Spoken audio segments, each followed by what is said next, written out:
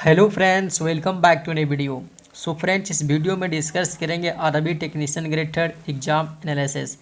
जैसे कि दोस्तों, टेक्नीशियन का एग्ज़ाम आपका 19 दिसंबर से शुरू था, लेकिन 19 दिसंबर का और एक आपका 20 दिसंबर का फर्स्ट शिफ्ट आपका टेक्नीशियन ग्रेड 1 का एग्ज़ाम कंडक्ट किया गया था। तो इस वीडियो में डिटेल में जानेंगे कि टेक्नीशियन ग्रेड थर्ड का क्या रहा है आपका एग्ज़ाम रेशियो, एग्ज़ाम में किस टाइप के प्रश्न आपके पूछे जा रहे हैं, इजी टू मॉडरेट या फिर हार्ड लेवल के क्वेश्चन है। मैंने जितना भी स्टूडेंट से रिव्यू लिया है, सभी कैंडिडेट बता रहे हैं 80-90 प्लस मैंने अटैम्प्ट किया है। तो सभी टॉपिक को कवर करेंगे कि कितने स्टूडेंट 90 प्लस अटैम्प्ट कर रहे हैं और कितने स्टूडेंट 80 प्लस क्वेश्चन अटैम्प्ट कर रहे हैं।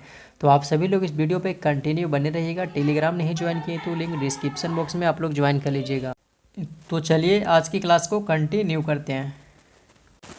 देखिए, सबसे पहले हम बात करेंगे एग्ज़ाम लेवल की। एग्ज़ाम लेवल है वो किस टाइप के एग्ज़ाम है, आपके क्वेश्चन कितने स्टूडेंट ने अटैम्प्ट कर रहा है, ठीक है। तो सबसे पहले हम बात करेंगे मॉडरेट क्वेश्चन। मॉडरेट क्वेश्चन आपका 40% का क्वेश्चन ऐसा आ रहा है जो मॉडरेट आ रहा है, ठीक ना। उसके बाद ईजी की बात करें तो ईजी आपका 40% ऐसे क्वेश्चन है जो ईजी आ रहा है, और हार्ड लेवल की बात करें तो डिफ़िकल्टी लेवल आपका 20% आ रहा है। तो ये जो मीडियम क्वेश्चन है वो भी स्टूडेंट कर रहे हैं, 40 में कम से कम 30% स्टूडेंट ये भी कर रहा है। ईजी टू 40 में कम से कम आप 35% इसको मान लो, ठीक ना। हार्ड में मान लेते हैं 5%, 10-20% है तो 5% यहाँ ले लो। तो 40-70 के बीच में एवरेज स्टूडेंट है जो 70-75 के बीच में क्वेश्चन अटैम्प्ट कर रहे हैं, ठीक है। तो ये रहा। रेशियो की बात करें तो अभी सिर्फ टेक्नीशियन ग्रेड थर्ड का 3 दिन एग्ज़ाम चला है। 20 को चला है, 24 को चला है, 27 को चला है। 3 दिन एग्ज़ाम चला है टेक्नीशियन ग्रेड थर्ड का, और एक 19 दिसंबर को आपको सिर्फ टेक्नीशियन ग्रेड 1 का चला है, और टेक्नीशियन ग्रेड 1 का 20 का आपका फर्स्ट शिफ्ट चला है। यानी कि 4 शिफ्ट में आपका टेक्नीशियन ग्रेड 1 का एग्ज़ाम कंडक्ट हुआ है, और अभी 2 शिफ्ट इधर और 6 शिफ्ट इधर, लगभग 8 शिफ्ट आपका टेक्नीशियन ग्रेड थर्ड का एग्ज़ाम हो चुका है। तो आपको पता है कि इससे साबित ये होता है कि स्टूडेंट से मैंने रिव्यू लिया हूँ तो सभी स्टूडेंट बता रहे हैं मैंने 80 प्लस क्वेश्चन अटैम्प्ट किया हूँ, कोई बता रहे 90 प्लस अटैम्प्ट किया हूँ।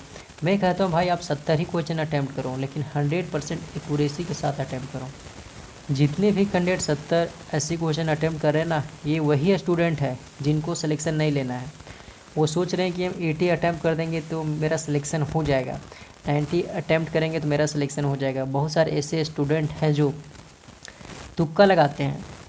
आपको 40% ऐसे स्टूडेंट मिलेंगे जो तुक्का एग्ज़ाम में लगाते हैं, 40% स्टूडेंट तुक्का लगाते हैं।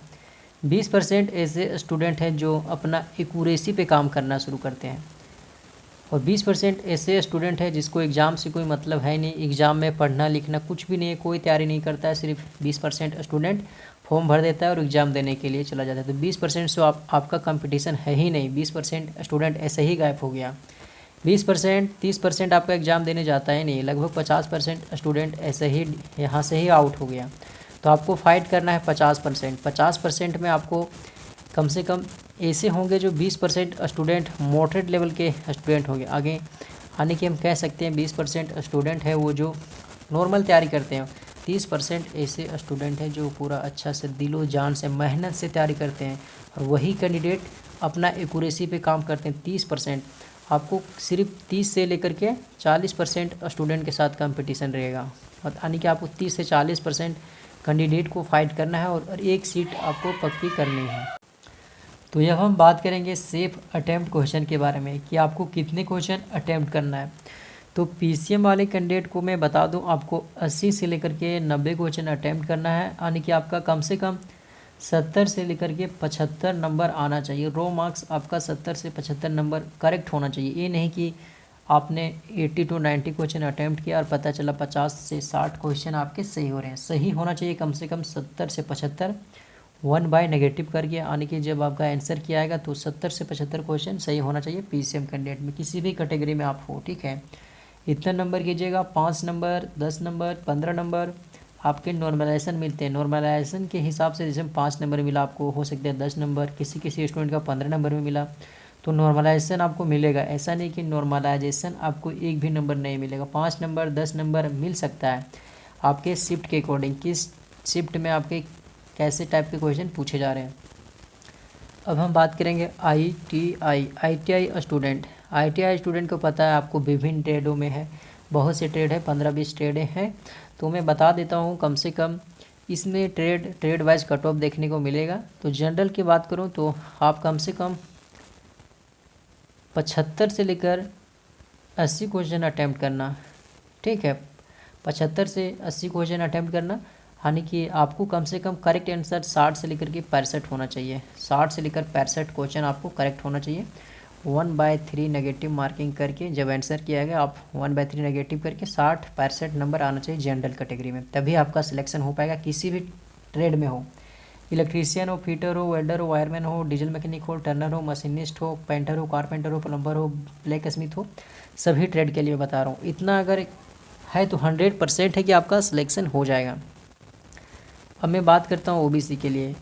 OBC को कम से कम आपको 70-75 आप भी टारगेट लीजिए इतना क्वेश्चन अटैम्प्ट करने का। करेक्ट कम से कम 60-65 यहाँ भी सही होना चाहिए, तभी आपका सिलेक्शन होगा। किसी भी कैटेगरी में हो 1/3 आपको रेशियो रहेगा, यानी कि 1/3 आप नेगेटिव करके 60-65 होना चाहिए।